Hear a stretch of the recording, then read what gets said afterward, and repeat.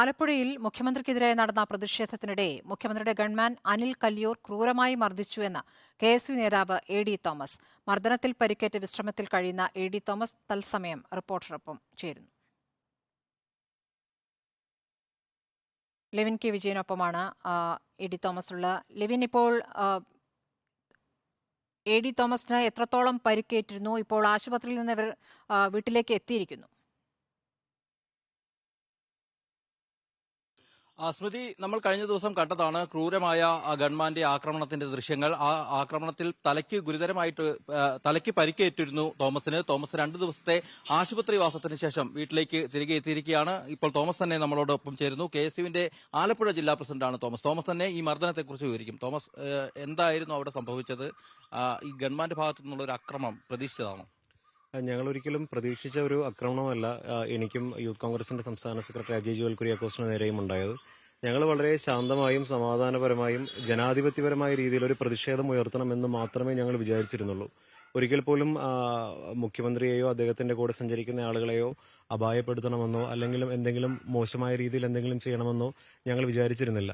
ഞങ്ങളുടെ കയ്യിൽ അങ്ങനെയുള്ള ആയുധങ്ങളോ മറ്റു കാര്യങ്ങളോ ഒന്നുമില്ലായിരുന്നു. ഈ പോലീസ് നിങ്ങളെ പിടിച്ചു മാറ്റുന്നതിനിടെയാണ് ഗവൺമെന്റ് വന്ന് മർദ്ദിക്കുന്നത് ദൃശ്യങ്ങളിൽ കാണാൻ പറ്റുന്നത്. എന്താണ് അത്തരത്തിൽ തന്നെയായിരുന്നു സംഭവം?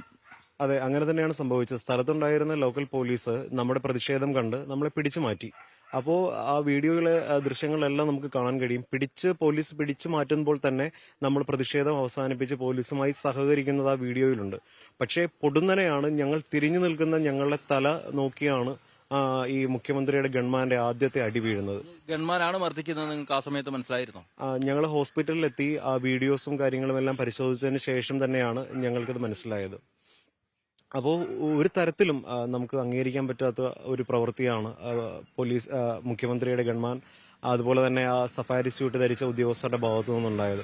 വളരെ സമാധാനപരമായി പേര് പറഞ്ഞുകൊണ്ടാണ് മർദ്ദിച്ചതെന്ന് നേരത്തെ നമ്മൾ സംസാരിച്ചപ്പോൾ പറഞ്ഞില്ലായിരുന്നോ? അതെ, എന്റെ പേര് വിളിച്ചുകൊണ്ട് തന്നെയാണ് അടിച്ചത്. അപ്പോൾ അതുകൊണ്ട് തന്നെ അത് വലിയൊരു ഷോക്കിംഗ് ആയി നമുക്ക് തോന്നി.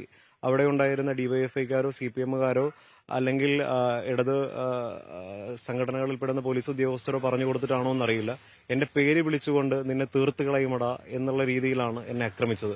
അതുപോലെ തന്നെയാണ് അജയ് ജോൽ കുര്യാക്കോസിനോടും അതേ നയം തന്നെയാണ് അവിടെ മുഖ്യമന്ത്രിയുടെ ഗൺമാനും ഈ സഫാരി സ്യൂട്ട് ധരിച്ച ഉദ്യോഗസ്ഥരും സ്വീകരിച്ചത്. 2 ദിവസം ഹോസ്പിറ്റലായിരുന്നു. തലയുടെ പരിക്ക് എന്താണ്? മുറിവ് വലിയ മുറിവാണോ?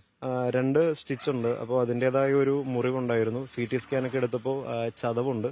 അതുകൊണ്ട് കുറച്ചധികം ദിവസം വിശ്രമം വേണം. അതുപോലെ തന്നെ ശരീരം മുഴുവൻ അടിയുടെ ആഘാതത്തിലെ ചതവുകളും പരിക്കുകളും ഉണ്ട്. നടക്കുന്നതിനും മറ്റു കാര്യങ്ങളൊക്കെ ചെയ്യുന്നതിനൊക്കെ ചില ബുദ്ധിമുട്ടുകൾ ഇപ്പോൾ ഉണ്ട്. അപ്പോൾ ഡോക്ടർമാരുടെ നിർദ്ദേശപ്രകാരമുള്ള മരുന്നുകളും കാര്യങ്ങളും ഒക്കെ എടുക്കുന്നുണ്ട്. ഈ KPCC പ്രസിഡന്റും AICC ജനറൽ സെക്രട്ടറിയും ഒക്കെ ഇന്നലെ സന്ദർശിച്ചിരുന്നു. എന്താണ് അവർ പറഞ്ഞ കാര്യങ്ങൾ?